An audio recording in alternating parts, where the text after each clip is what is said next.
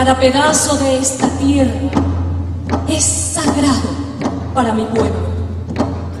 Cada rama brillante de un pino, cada puñado de arena de las playas, la penumbra densa de la selva, cada rayo de luz y el zumbar de los insectos son sagrados en la memoria y vida de mi pueblo.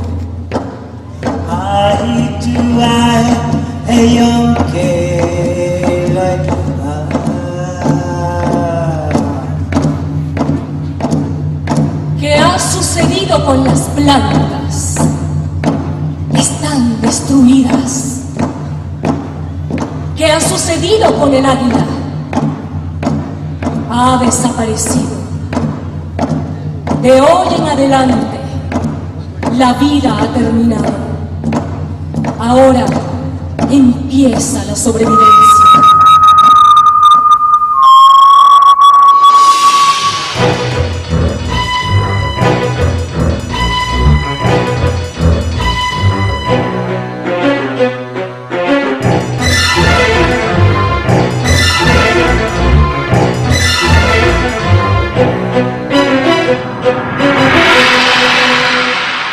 Años después se están presentando ahí, en la primera fila, y están diciendo, estamos aquí y vais a tener que tenernos en cuenta a nosotros.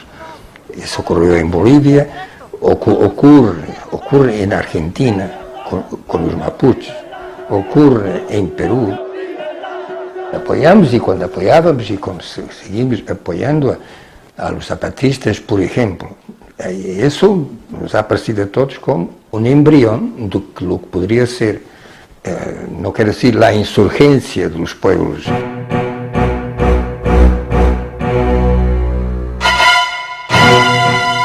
El primero que va contracorriente en ese sentido es el subcomandante Marcos, que el 1 de enero de 1994, en plena depresión militante internacional, surge una guerrilla, cuando ya se pensaba que las guerrillas habían pasado a la historia, surge una guerrilla de la selva de Chiapas y ocupa San Cristóbal de las Casas y hace una serie de proclamas donde se vuelve a encontrar el lirismo, yo diría, revolucionario. No un programa concreto, no una transformación concreta, pero la idea de que es posible transformar el mundo en definitiva. Los insurgentes tomaron las alcaldías, las comisarías de policía y las emisoras de radio.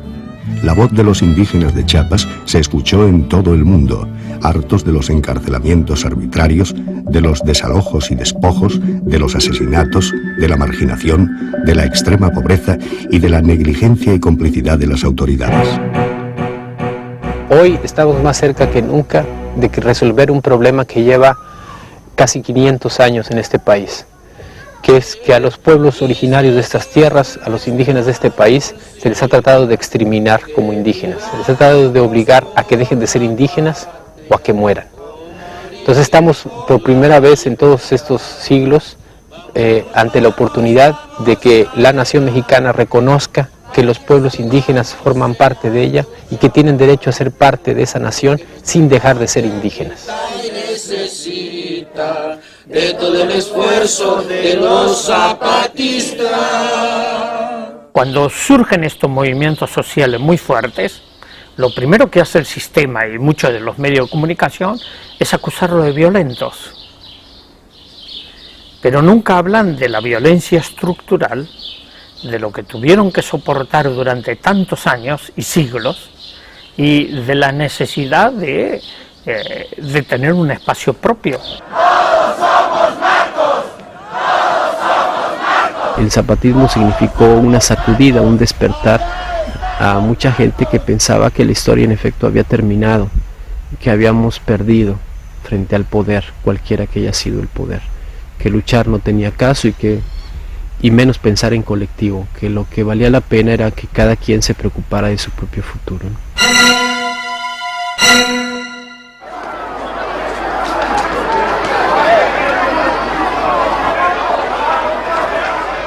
El subcomandante Marcos, en el fondo de su selva lacandona, indiscutiblemente no hubiese alcanzado esa imagen de ícono que tuvo en la segunda mitad de los años 90 si no hubiese utilizado Internet.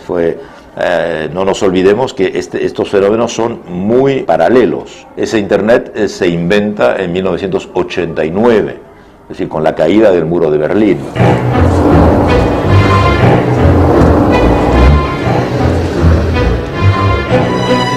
Y vemos en Chiapas, el subcomandante Marcos, que inició con las poblaciones indígenas la revuelta el 1 de enero de 94, que era el día de entrada en función del Tratado de Libre Comercio entre América del Norte y México.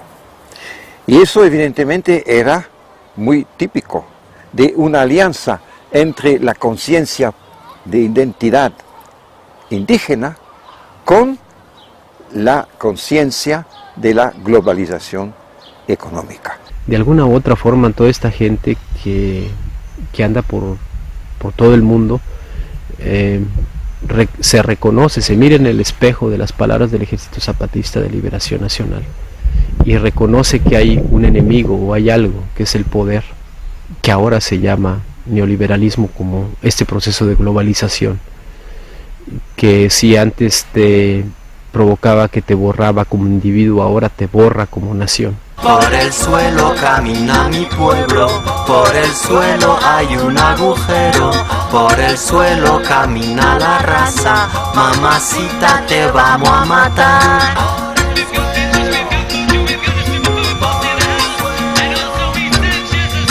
Esperando la última ola, Pachamama me muero de pena, escuchando la última rola, mamacita te invito a bailar. A mí los zapatistas me abrieron los ojos.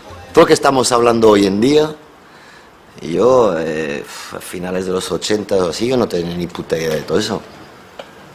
Lo presentía, teníamos nuestras luchas, pero eso del neoliberalismo, de todo eso, a mí me lo hicieron claro desde la selva lacandona.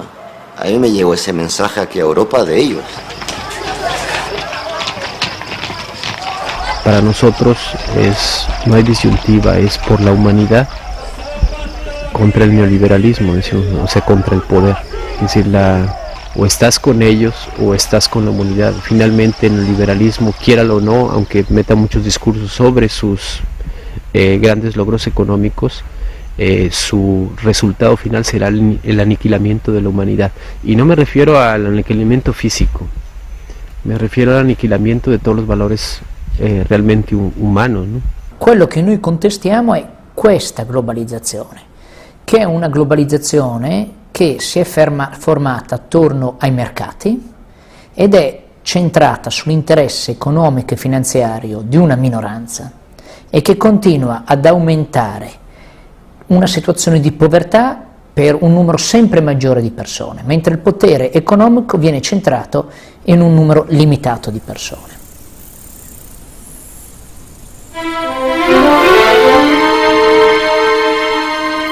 Ya no creemos en los gobiernos que prácticamente ofrecen y solo son ofertas de campaña, ni siquiera son coherentes con su palabra mismo que van diciendo.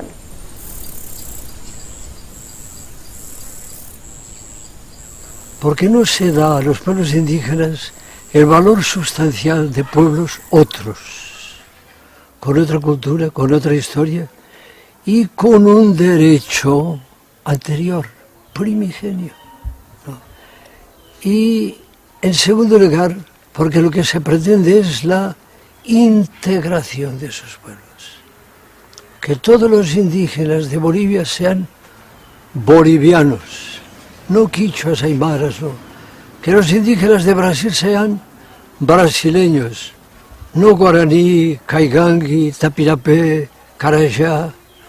Una integración que desintegra a los pueblos.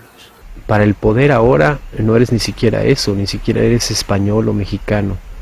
eres un número en una estadística o en un índice de ganancia o en una nota pues en la bolsa de valores, ¿no? Eres un consumidor potencial, eres un consumidor en acto, o ya no eres un consumidor y en este caso eres prescindible, ¿no? Completamente prescindible. En este caso los indígenas ni eran consumidores ni productores ni potenciales, eran perfectamente prescindibles, pero igual podría aplicarse a los grupos minoritarios, a los homosexuales, a las lesbianas, a los grupos étnicos minoritarios, todo eso que en Europa se acerca demasiado al fascismo, aunque ahora en lugar de judíos sean africanos, turcos o lo que esté de moda ahora perseguir en Europa. Je crois qu'aujourd'hui,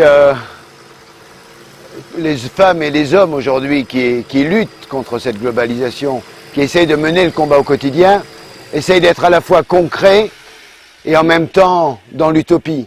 C'est-à-dire qu'ils essayent de transformer les choses au quotidien et en même temps de rêver sur comment le monde doit pouvoir être. Nosotros lo que estamos tratando de hacer es cambiar el cristal para ver el problema, ¿no? Cuando una organización política o un grupo de gentes o una persona hace política, lo ve con el cristal de que lo que está en juego es la toma del poder. Nosotros decimos, ¿qué pasa si quitamos ese cristal? Como puedes quitar el lente de la cámara para ver más cerca o más lejos. Y en lugar de ese ponemos no la toma del poder, sino el ejercicio del poder. Entonces, si podemos ver al gobierno no como el actor de los cambios, sino como el administrador de esos cambios que se están buscando.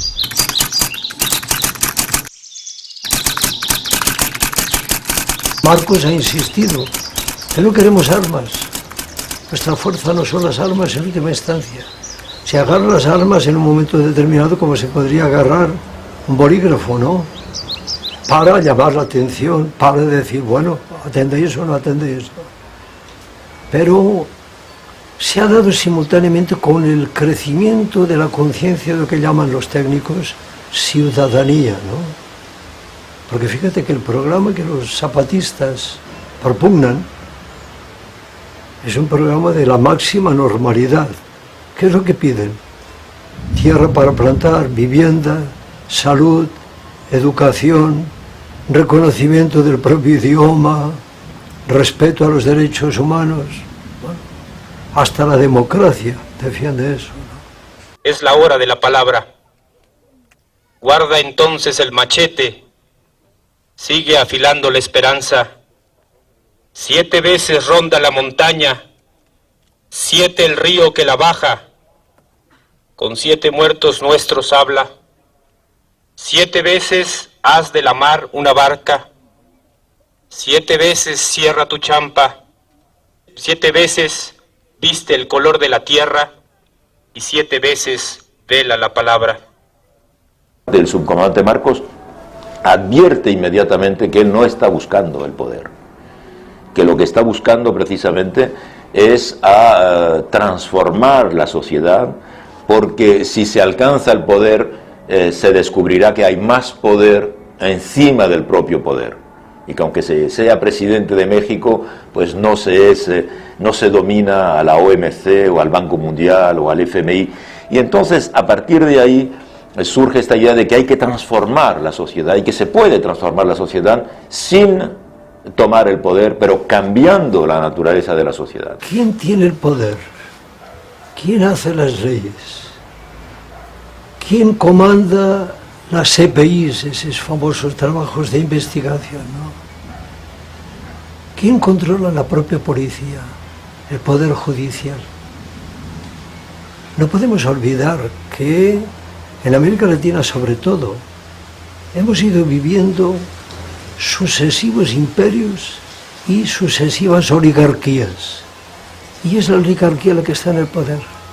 Que no sea necesario venderse como ser humano para sobrevivir y que no sea necesario comprar a un ser humano para poder dominar. Ese sería el término de justicia. El término de libertad, pues que tú puedas detentar unas ideas políticas y puedas actuar conforme a ellas sin temer la persecución, la cárcel o la muerte, como ocurre en México, ¿no?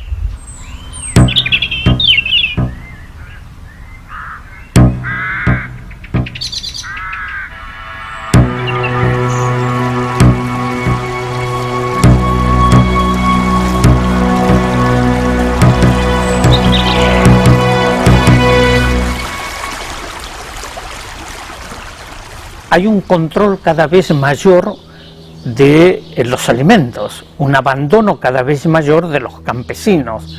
Estoy hablando del mediano y pequeño campesino, agrícola, en la producción no solo únicamente agrícola, sino también ganadera. Y esto entra en las manos de las grandes transnacionales que controlan los alimentos. Y son los que pueden decidir sobre los recursos alimentarios en el mundo. Y por eso de ahí comienzan a surgir la resistencia de los movimientos campesinos como Vía Campesina y muchos otros, donde tratan incluso de generar bancos de semillas para no quedar inermes frente a esta manipulación de las transnacionales. Vienen a dejar las insecticidas, las pesticidas ya pasadas, caducadas, lo que no utilizan en otros países, ya no utilizan como nuestros mayores han sabido utilizar solamente abono orgánico de animales, así, o a base de hierbas se podía hacer abono.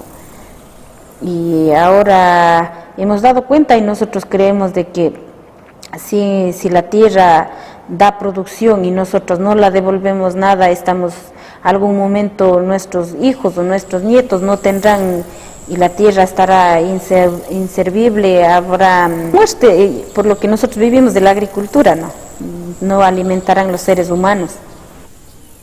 Nous nous battons dans le cadre de Via Campesina, qui est un mouvement paysan international qui regroupe plus de 200 millions de paysans dans tous les continents.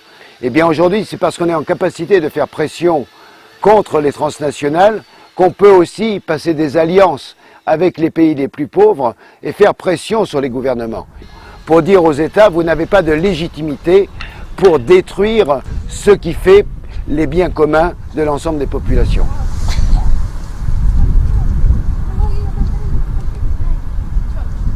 A Leónidas le llamaron por teléfono muchas veces para decir de qué quiere, ¿no? ¿Qué quiere? Para decir que podía dar, por decir, quería que sea asesor, quería ofrecer buen sueldo, también ofrecieron, bueno, muchas cosas. Y cuando Leónidas dijo que no, intentaron asesinar, ¿no? Hay fruto de ello. Su hijo sigue mal en la clínica. Mi hijo, que es sobrino de Leónidas, también tuvo 5 balazos, mi hermano igual, por defender a Leónidas, pero si es que ahí la gente no presta, son perseguidos y quiero decir, un compañero que era trabajador de una empresa petrolera, igual iba a denunciar sobre la corrupción y lo asesinaron, ¿no? Después dijeron que era por comprar, ha sido por robar una computadora, que por eso lo han asesinado y cogieron al ladrón, que según ellos era ladrón, pero eso es falso, ¿no? Eso es todo planificado. Siempre si es que no están al lado de ellos, lo que tratan es de eliminar. Yo pienso que las condiciones en las que nació el zapatismo y las condiciones de los indígenas alzados en armas dentro del EZLN hace que no tienen nada que perder, entonces pueden ponerle cualquier precio a su vida, ¿no? Y el precio que hemos puesto a la vida es ese, ¿sí? La transformación del mundo a cambio de la vida de los zapatistas, ¿no? Otros dirán, no, pues a cambio de mi vida, pues una buena casa, un buen auto. No, los zapatistas dicen, no, pues órale, estamos dispuestos a dar la vida a cambio de ¿qué? De una transformación mundial en este sentido. Ya se mira el horizonte, combatiente zapatista. Ahora vamos a hacer la ceremonia de entrega de las armas por el mayor Moisés, para que quede constancia que el cumplimiento de la ley para el diálogo vamos desarmados. Si nos dejamos de ver en la Ciudad de México, para allá vamos. Con la entrada en la capital, Marcos cumplió su promesa de 1994, llegar hasta México con su gente. Lo ha hecho sin armas y movilizando a todo un país en solo 15 días. No venimos a decirte qué hacer, no venimos a guiarte a ningún lado. venimos a pedirte humildemente, respetuosamente, que nos ayudes. No permitas que vuelva a amanecer sin que esa bandera tenga un lugar para nosotros, los que somos el color de la tierra. Gracias.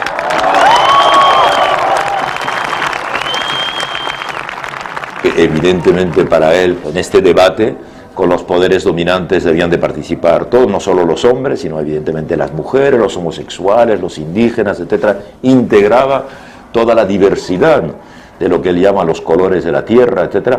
Bien, todo esto evidentemente es un poco la filosofía que ha presidido a los foros sociales. Esta es la marcha de la dignidad indígena, la marcha del color de la tierra. Y comienza esta marcha hoy, en que la luna es nueva, para que la tierra coseche al fin la justicia para quienes son el color de la tierra. Si hubiera podido cambiar algo en México, en lugar de no tener más remedio que quedarse allí en la selva lacandona y todo eso, pues quizá el panorama, digamos así, político y sobre todo social de América Latina fuera hoy diferente. Ahora tenemos ahí Hugo Chávez en Venezuela, pero en el fondo es un hombre. Y si mañana lo matan, ¿qué puede ocurrir? A lo mejor todo se viene abajo. No es un telepredicador cualquiera. Pat Robertson es el fundador de la coalición cristiana.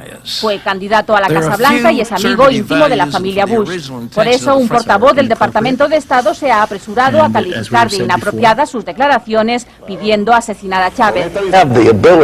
Tenemos la habilidad para eliminarle, ha dicho, y creo que es hora de que la ejerzamos. No necesitamos otra guerra de 200.000 millones de dólares para librarnos de un dictador. Es mucho más fácil coger un comando encubierto y que vaya allí a hacer el trabajo.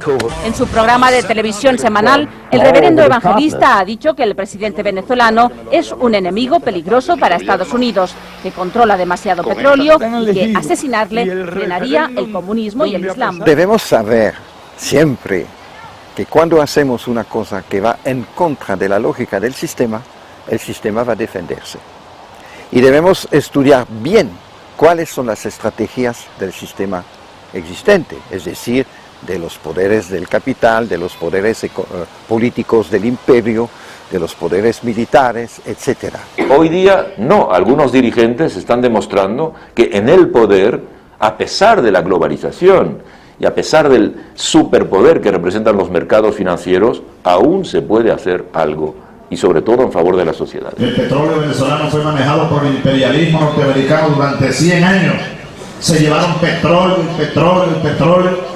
hacia el norte y nos dejaron la miseria, la pobreza.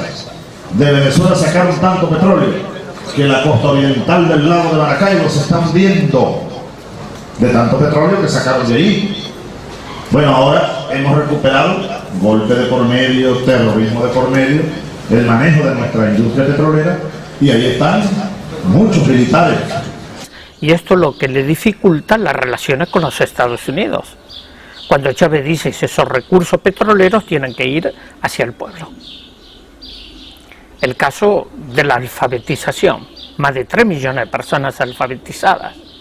En los cerros, las viviendas sociales, los sistemas de cooperativa, lógicamente que se ha creado un montón de enemigos.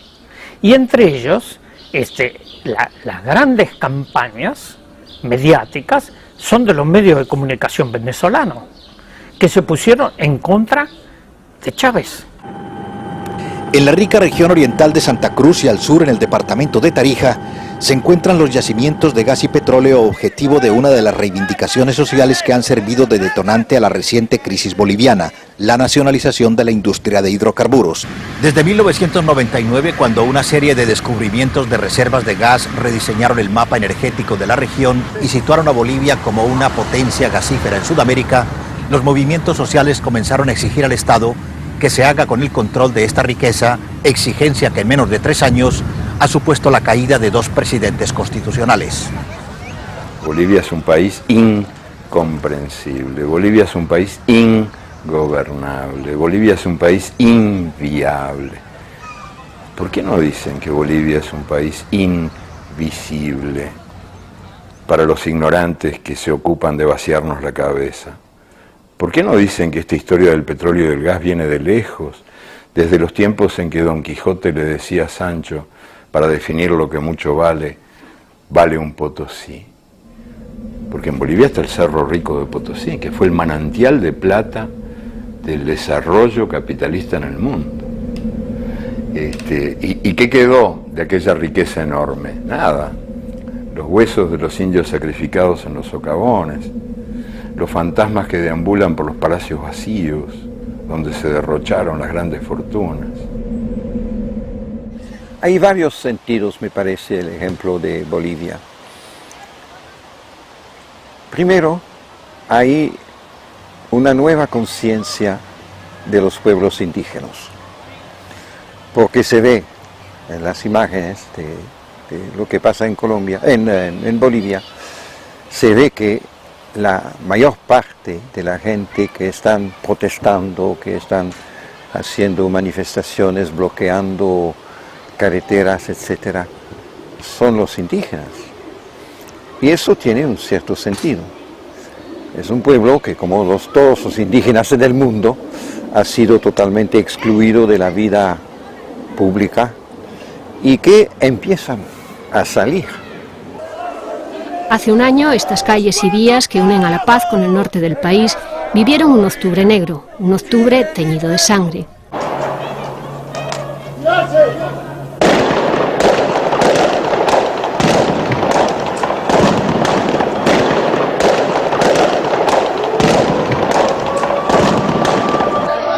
El gas se convirtió en el catalizador de una serie de protestas de diversos sectores y la culminación de un año especialmente conflictivo. Ya a mediados de febrero se incendian las sedes de varios partidos, ministerios y de los tribunales supremo y militar. La alcaldía de El Alto queda totalmente destruida por las llamas. Son 2 días de disturbios que se saldan con 33 muertos y unos 200 heridos. A mediados de septiembre, la protesta con el tema del gas de fondo se extiende por todo el país. Finalmente, el 17 de octubre, tras un mes de marchas, bloqueos, enfrentamientos entre manifestantes y fuerzas de seguridad, en los que mueren 67 personas y más de 400 resultan heridas, el presidente Sánchez de Lozada comunica su dimisión y abandona el país. Hace años ya, muchos años, yo pasé un tiempito en las minas bolivianas de estaño en aquel tiempo, ¿verdad? Y entonces, bueno, participé ahí en la vida de los mineros durante 1 mes y medio, 2 meses. Y me acuerdo de una asamblea que hubo de obreros en Yayagua, donde se alzó entre aquella multitud de hombres, y de hombres iracundos, y muy políticos, muy politizados, que eran los mineros bolivianos, se alzó una mujer, después supe que se llamaba Domitila Chungara, que preguntó en voz alta a todos esos hombres reunidos, ¿cuál es nuestro enemigo principal? Y entonces surgieron voces, uno dijo el imperialismo, otro la oligarquía, otro la burocracia, qué sé yo, 1001 respuesta posible para la pregunta que Domitila había hecho. Y ella dijo, no, compañeros, no, nuestro enemigo principal es el miedo y lo tenemos adentro. La verdad es que yo nunca olvidé aquella respuesta que vale para la vida individual, para la colectiva, vale para las personas, vale para los países. Estamos muy prisioneros del miedo. Yo creo que en la medida que el mundo pueda liberarse de esta prisión del miedo, va a poder ir saliendo de la trampa en la que está metido y va a poder sobrevivir, y sobrevivir con dignidad.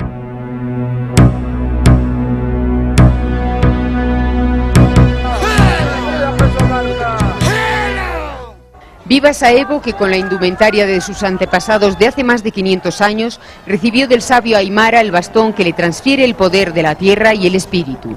Un acto lleno de simbolismo en reivindicación de los que siempre fueron excluidos y que vivieron su gran día en el santuario de Tiwanaku. A controlarme. Si no puedo avanzar, empujarme ustedes, hermanas y hermanos. A corregirme permanentemente. Es posible que pueda equivocarse. Puedo equivocarme.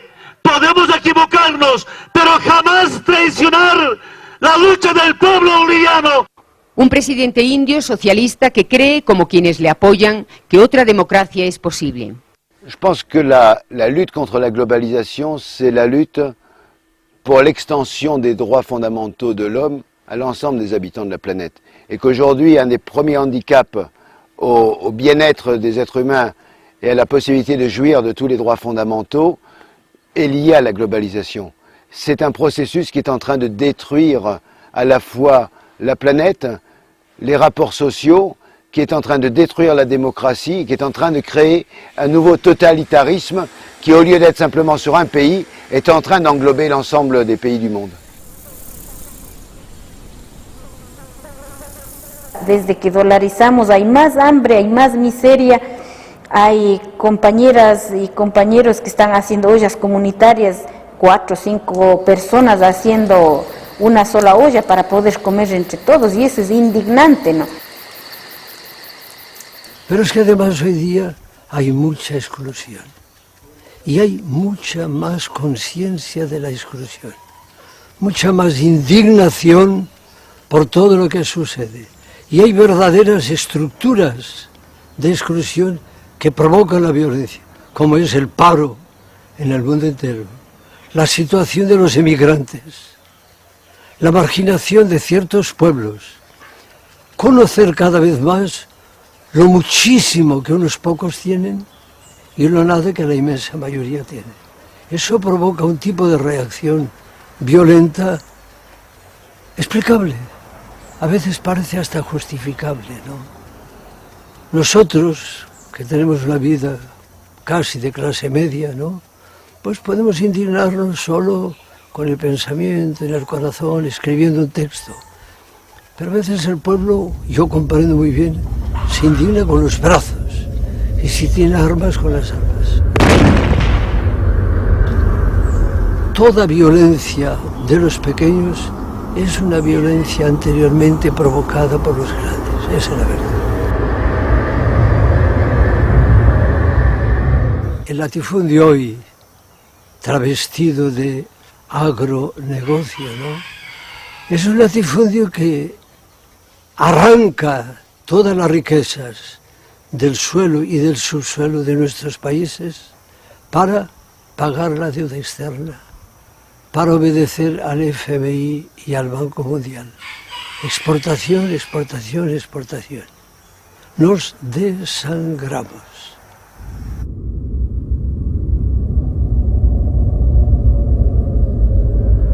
Lo que pasa es que, como en las negociaciones, diría, en los tratados donde discuten, no hay reglas que favorezcan a los pobres, solamente están dirigidas a las grandes transnacionales, están dirigidas en favor de ellos nomás, no en favor del pequeño agricultor. Además, no puede hacer una representación de los pobres, de los pequeños agricultores. Yo pienso que no hay una representación que digan que hay gente que muere de hambre. En el mundo hay 1.200 millones de personas que viven con menos de $1 al día. De esos 1.200 millones de personas, 2/3 partes viven en zonas rurales, viven de la agricultura, quieren vivir de la agricultura, quieren exportar sus productos en condiciones mucho más justas. Y pondré un ejemplo, el azúcar. Europa es el segundo productor menos competitivo del mundo en azúcar. En cambio, Europa exporta 5 millones de toneladas al año de azúcar. ¿Cómo lo hace? Lo hace vendiendo ese azúcar por debajo del coste de producción. Ha inundado los mercados internacionales con azúcar europeo subsidiado a la exportación Los precios han bajado en los últimos años un 30% y esto ha generado muchas consecuencias negativas para otros países. Hay un plan que se ejecuta del Banco Mundial que dice que el arroz tiene que desaparecer de Sri Lanka. Hace 3.000 años que se cultiva el arroz en Sri Lanka. Ahí es 70% del consumo de cereales es el arroz. 80% de los pequeños campesinos trabajan en el arroz. El arroz hace parte de la historia, de la cultura, de la literatura, de la poesía, del paisaje, pero el arroz debe desaparecer. ¿Por qué? Porque cuesta menos de comprarlo en el Vietnam o en Tailandia que de producirlo en Sri Lanka.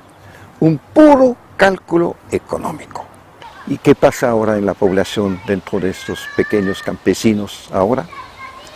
En el año 2002, Sri Lanka ha tenido el más alto porcentaje de suicidios del mundo. Y la mayoría de los que se suiciden son los pequeños campesinos. Eso es la lógica del capitalismo, llevado por un organismo como el Banco Mundial. Les pays doivent avoir le droit de se protéger contre le dumping des grandes transnationales.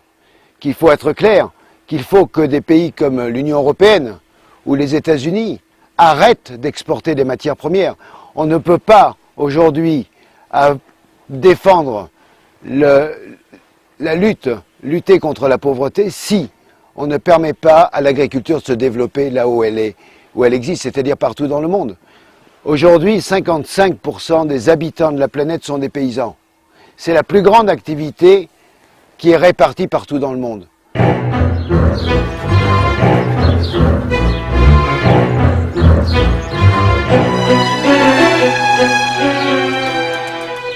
El comercio internacional es muy injusto.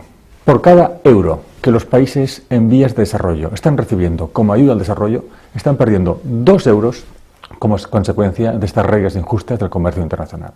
Y esto es sobre todo, afecta sobre todo a la agricultura y a las personas que viven en las zonas rurales. Debemos mantener muy unidos, debemos ser muy solidarios y debemos buscar otro tipo de alternativa de comercialización.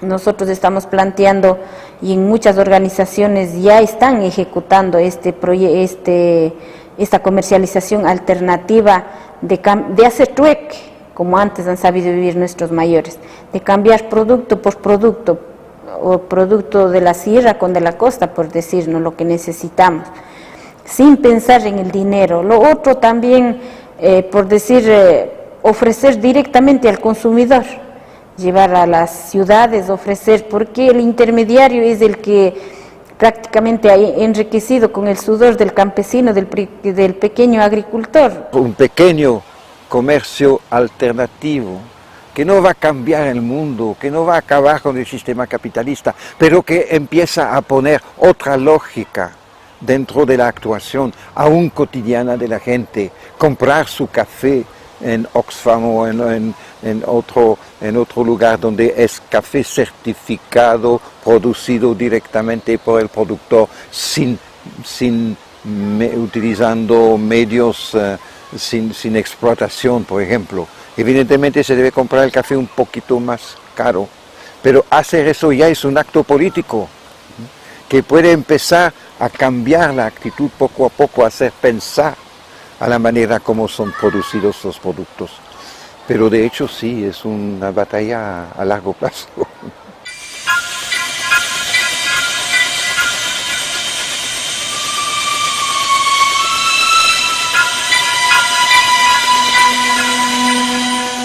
We have had 20 years of privatization in countries as different as Great Britain, Russia, Argentina, and then of course all of the developing countries that have had to privatize because of their structural adjustment programs of the World Bank and the International Monetary Fund.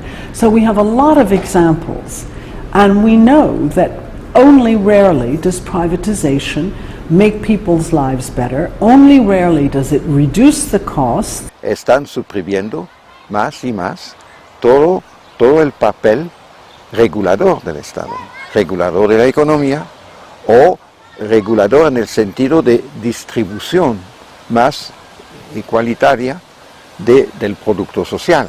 Eso están eliminando. Lo privado es lo que conviene a cada uno, con su riqueza, con su inteligencia, con sus méritos, etcétera, etcétera. Y lo público es lo que tenemos en común y que tenemos que proteger porque es la condición sine qua non del vínculo social, la condición sine qua non, digamos, de lo que hace una sociedad, y no una sociedad, un conjunto de individuos luchando unos en contra de ellos. Entonces hay una inversión de valores que ojalá podamos pronto sacar la patita de esta trampa, pero hay una inversión de valores que justifica la enajenación de todo lo que es patrimonio público al interés privado y el desmantelamiento de los mecanismos públicos de protección. El 40% de la población de Mirzapur no tenía suministro de agua. Muchas de estas personas tenían que pagar hasta el 20% de sus ingresos a comerciantes privados y no tenían la garantía de que el agua fuera potable. L'acqua viene privatizzata in Italia anche da giunte di centrosinistra, viene privatizzata con le dighe in India e in Turchia, alcuni fiumi gli viene modificato il percorso, ad esempio in Africa, la lotta per l'acqua ce l'abbiamo anche nell'America Latina. Allora, costruire un'avvertenza generale attorno all'acqua e alla terra, che sono i beni necessari per vivere. Nuestro país fue el único que hizo, uno solo, en el mundo, un plebiscito sobre las privatizaciones, en general, no sobre el tema del agua, sino en general, sobre los servicios públicos. 72% de la población se pronunció contra las privatizaciones. Y por supuesto eso tampoco tuvo la menor difusión. Digo, hay un control sobre los medios que convierte al mundo en un planeta de sordomudos. Estamos condenados solo a escuchar lo que nos quiere decir la minoría que nos maneja. El Beach Bosch tuvo una segunda oportunidad, pero muchos humedales del mundo no son tan afortunados. En la selva tropical de Ecuador, la pérdida de este ambiente debido a las fuertes presiones del desarrollo incontrolado podría tener resultados extremos. Ya, hay compañías, corporaciones que están tomando el oxígeno en los bosques del Ecuador para ponerlos en bombas, ¿no? Para llevar, y han descubierto que los viejos bosques no daban tanto oxígeno que los nuevos, y están suprimiendo los bosques tradicionales y toda la biodiversidad para plantear bosques nuevos que dan más rápidamente oxígeno. Para respirar habrá que pagar, es el paso siguiente, que el sentido común lo dicta, porque si privatizan todo en función de que hay que empezar a cambiar los criterios, bueno, pues nada, sí, es verdad, el mundo de hoy ha aceptado cosas que hace 20, 30, 40 años eran inimaginables. Otras amenazas penden sobre la biodiversidad y los conocimientos tradicionales, la biopiratería y las patentes. Ante ellas, los pueblos indígenas carecen de medios para defender su saber, sobre todo si se liberaliza el comercio con Estados Unidos, ya que la ley norteamericana permite patentar cualquier planta. Y hay un momento que los pueblos indígenas van a tener de pagar a las multinacionales para la utilización de sus plantas medicinales, porque hay un patente. Y los patentes son ahora por 20 años. En la industria farmacéutica es un escándalo. Tenemos que reconstruir el concepto de bien público y oponernos a este sistema de mercantilización, diciendo que hay sectores que no deben pertenecer al mundo de la emergencia, pues la educación, la salud, el medio ambiente son algo totalmente fuera del sistema mercantil.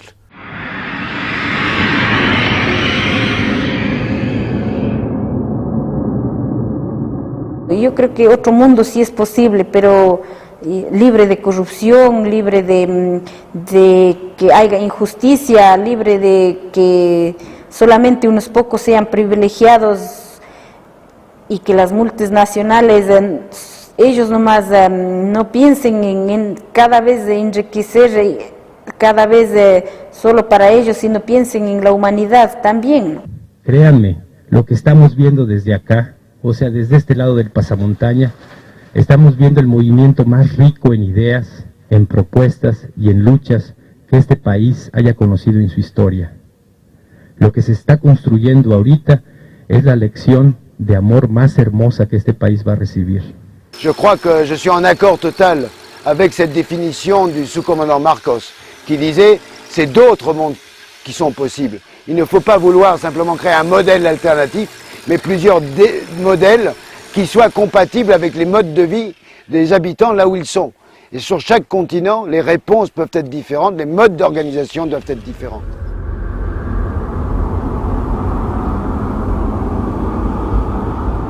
Yo camino 10 pasos y la utopía se aleja 10 pasos. Camino 20 pasos y se ubica 20 pasos más allá.